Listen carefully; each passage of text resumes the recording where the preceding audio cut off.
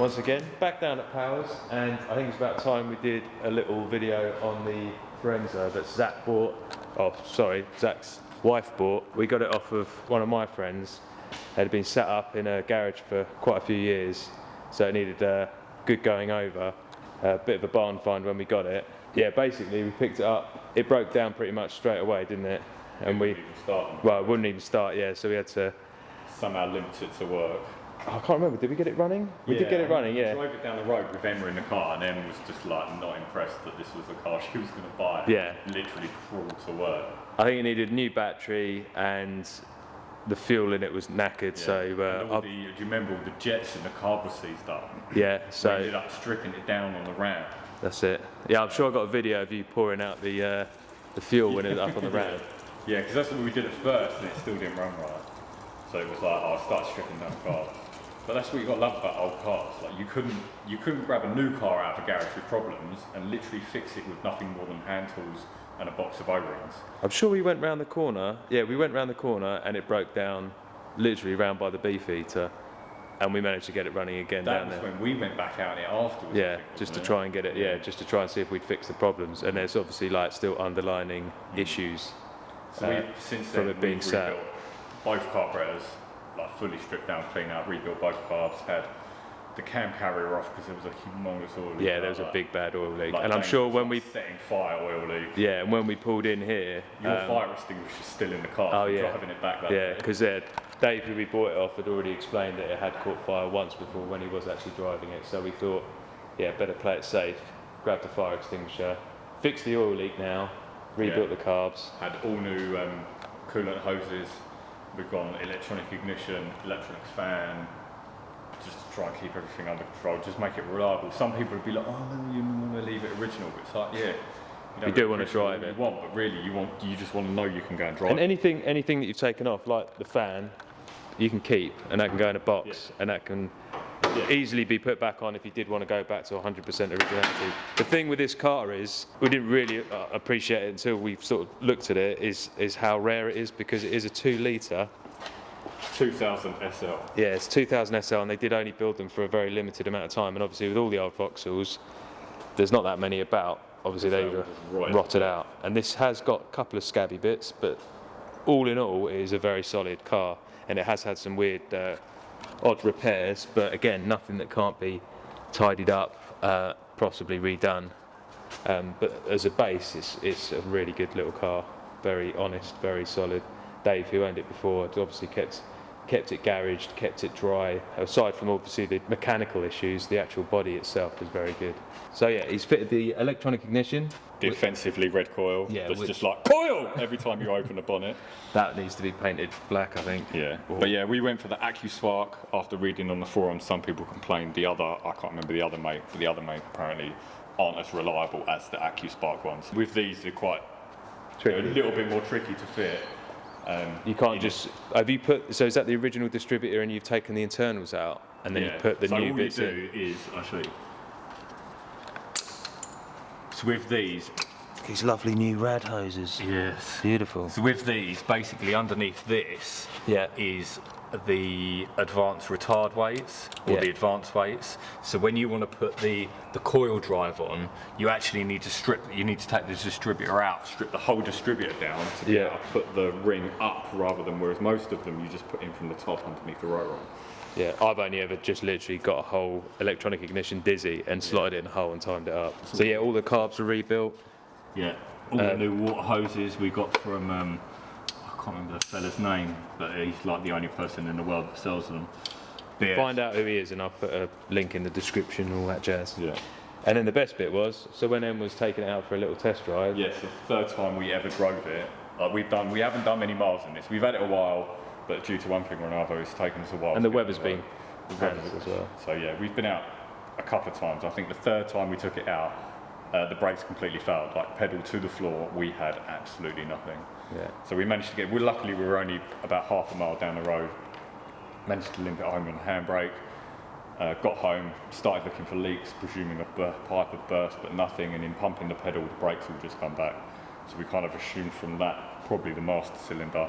Got a rebuild kit, pulled the master cylinder off. It was leaking at the back into the servo, so at least we found a problem. Yeah. But we tried to rebuild the master cylinder, but it still leaked, as we kind of half expected it to. And again, the other thing that you found with this car is, because it is an old Vauxhall and they are quite rare, parts aren't as readily available as all of the Ford stuff that we're used to playing around with. So trying to find a master cylinder, you did find one, didn't you? Yeah, I found, all I could find was basically new old stock from like 70s and 80s master cylinders, and I didn't really trust one of them. Yeah. So a bit more asking on the Friends of Viva page on Facebook, which are really helpful guys, to be fair. Somebody said, MGB master cylinder's the same as a Vauxhall Magnum master cylinder, and the Magnum, Firenza, Viva are all kind of very similar. So there's slight differences, but it's basically the same. Yeah. And between it has got a different bottle on the top, hasn't it? So, but you can swap the bottles over. Ah, okay. And you were talking, to keep it all original in the box, you were going to rebore the original master. They can be re-sleeved. There's a company that will put a stainless steel sleeve in. Yeah. So this will get you up and running, because the plan is actually, Em wants to take this to players this Saturday. And I've left it to Players the last Classics. minute to So this get it on the is road. now the Thursday, and the show is on the Saturday. So yeah, we've got quite a lot to do. It's now been stuck at work for like 2 weeks. Brilliant. So yeah, but what can you do? So yeah.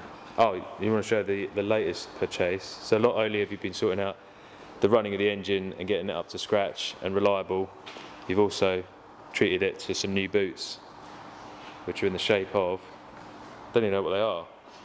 I know that Caleb had them on his A86. These are a rotor replica of an old Japanese wheel, but I don't know the original name of the wheels. They look good. And you've lowered it as well, haven't you? Yeah. Right onto the bump stops. Yeah, which needs to be sorted out because it's undrivable at the moment. And the exhaust, we need to get that off the axle. They look good. What size are these? 8 by 15 by 8 with 195 45s, which is amazing with no archwork whatsoever. They fit and they bang on. Yeah, it does look good. The other thing that's awesome about this car is the interior. It's just like black vinyl low backs, and 2 individual back seats, and the old thermometer speedo.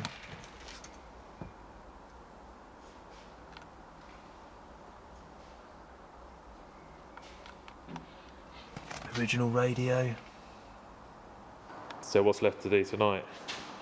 Try and raise the front up a bit to make it actually drivable.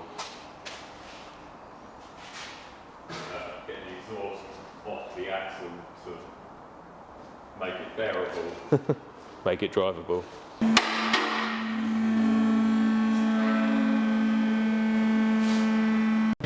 Mate, how fucking long is this? Oh, for fuck's sake. There you go.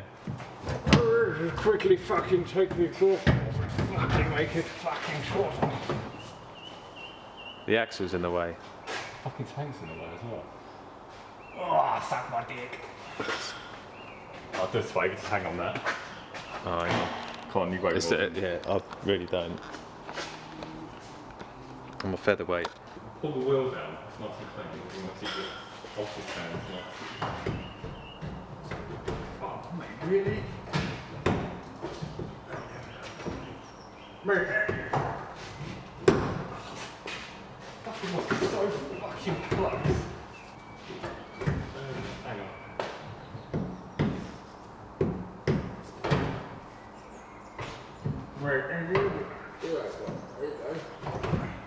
You like literally millimeters. Squeeze. Can't pull this down. I don't know. I don't think you can pull it really further down. And then like off. That's on the shot. You reckon? Yeah. Look, I'm thinking. Oh yeah, it is, yeah. Unless you go and unbolt the top of the shot. Do literally millimeters. I think Squeeze needs to just punch that through. Just give it a whack with a mallet. Yeah, I might fucking suss it out. Yeah. Yeah, I think he's still going another. Yeah, it's off, mate, it's off, that's it, it's off, it's off.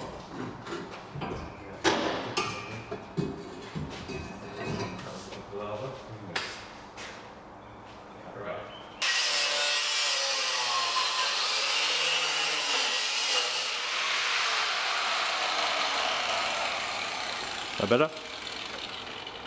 No, you're not through yet. No. You need a new disc.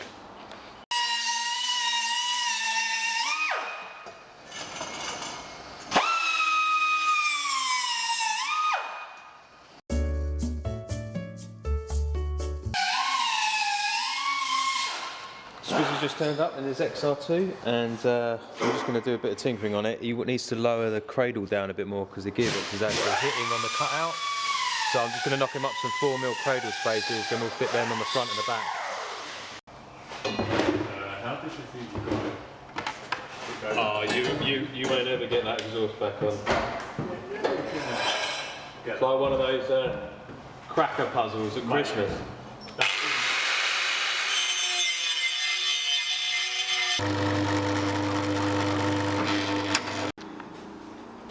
Cradle spaces, 4mm, should do the trick. Probably won't. I'll just put them on here for you, Squiz, you can fit them now. So the space is fitted with an extra washer, so that should then get the gearbox on off the cut out on the chassis rail. Can you feel it when you're driving, Squiz? Yeah, no. What's it like now you've raised it up at the back? Drives better, but it looks shit now. Yeah. I don't think it looks that shit. Still looks cool. Go, horsey, So you got some good clearance on there now. Yeah, I hope so. The extra inch makes all the difference. Story of my life. Box makes loads of difference. Oh yeah, that is. That's probably. That's bigger than the exhaust we put on my Fiesta the other day. Yeah. Right, in front springs and then. It's actually almost done. Just took some things off the list. Make me feel like I was shooting something. Yeah, do you have to look at their ears? It's all the remnants of the oil leak. Used to go, Ross. You need to get the steam cleaner out, Zach.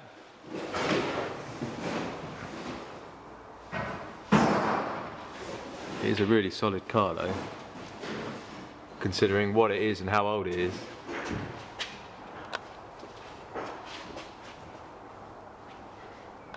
Just mostly surface rust.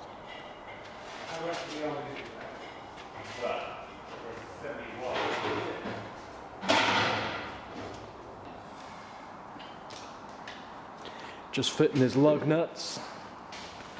This is that. Is it the top one there? Yeah, that's what I'm thinking. Can you see the white paint on my on it? one, I ground the bits of the tops off the gearbox. Yeah. Yeah.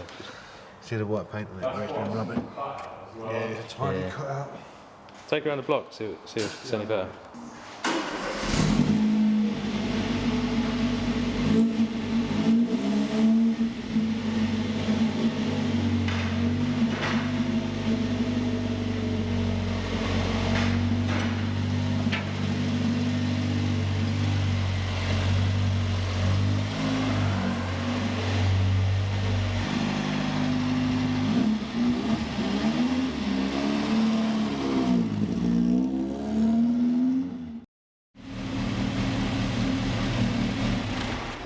Sorted? Sweet. Easy fix. Different car. Drives like a Bentley now. It was worse, like in traffic and then pulling away. I'm ugly cunt. Hey, no, you're beautiful. Why do you think I've got a beard? You're a beautiful boy with a beautiful beard. I'm hiding out like a beard. Just on the bump stop now. That's, that doesn't clunk now with the exhaust. Sweet. Nothing an angle grinder can't sort out. So I'll move all this stuff out of the way. It looks cool as fuck. Yeah, the wheels look good. And the cool thing is, like, M doesn't want to, because it is rare, everything that they're going to do on it is going to be back. reversible. Yeah, He'll keep all the bits. He'll keep the steel, Well, like the wheels and front stuff. springs. Yeah, but he's got the other springs coming as well, so.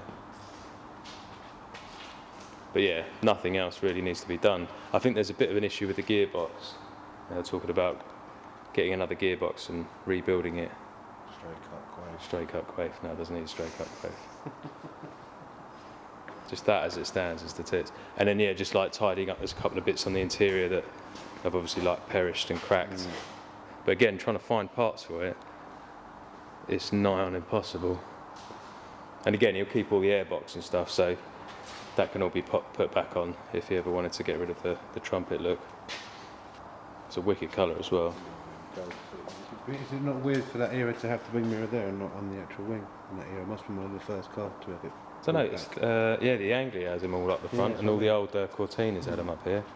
It must have been one of the But it hasn't got one on the passenger side. No.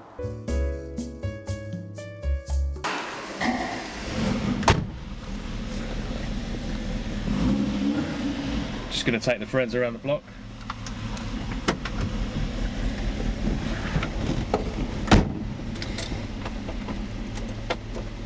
Rev it, Bill. Give it a rev, Bill.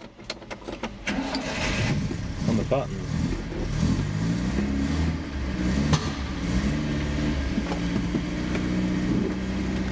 Do you reckon we need seatbelts? I think so. Better safe than sorry. Look at the little seatbelt catch on this thing. It's like a seatbelt harness. Oh, and the little holder here. That's pretty firm.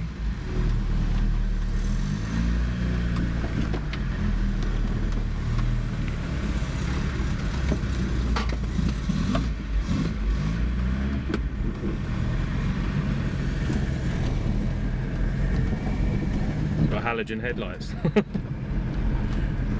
Candles, mate. But at least I got 4 of them.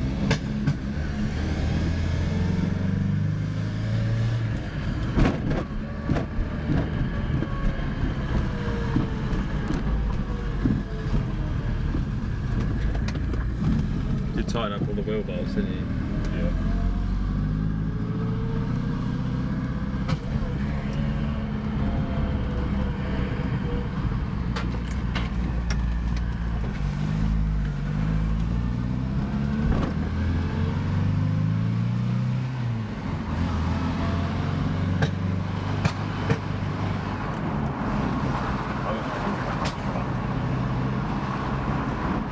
Looks like you're going to be fitting an electric fuel pump tomorrow.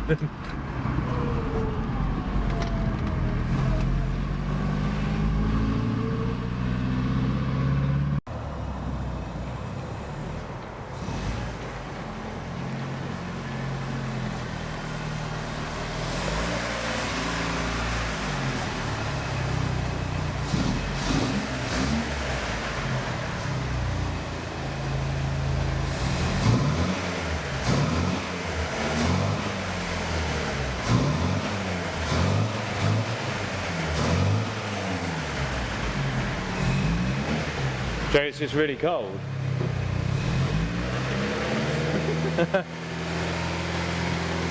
Zach reckons it needs the electric fuel pump. But it's still coughing and spluttering.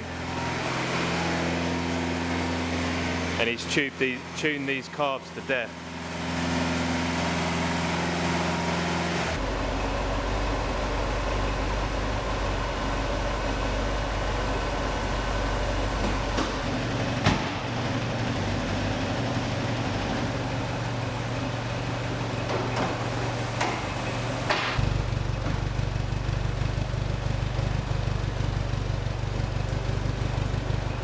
Yeah, so that's the Firenza.